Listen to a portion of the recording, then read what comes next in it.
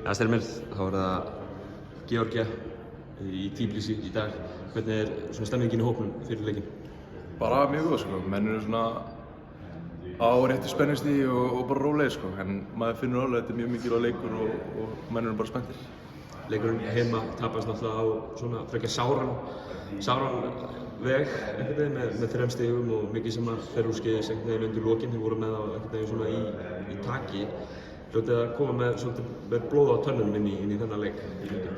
Já, sjálfsög, við vitum alveg að við getum unnið það og við sáum það í síðasta leik að við vorum bara með þá í 3. og 4. hluta og svo klúruðum við svolítið sjálfur bara í lokin. Þannig að þetta var erfiður leikur og náttúrulega á sterkum útivelli, en við trúum að við getum unnið henni í kvöld.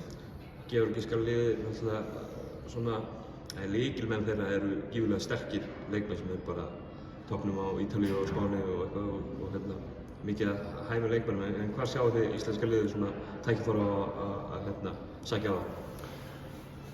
Við ætlum bara að sækja á eins og þeirra stóru menn og svona. Við erum náttúrulega fljótari en þeir og við þurfum náttúrulega að fara að loka á Sjengílja og þetta hefur sýnt sig gegnum árin að liðsheildin hjá Íslandi er oft sterkari heldur en einhver svona einstaklingar hjá öðrum þjóðum.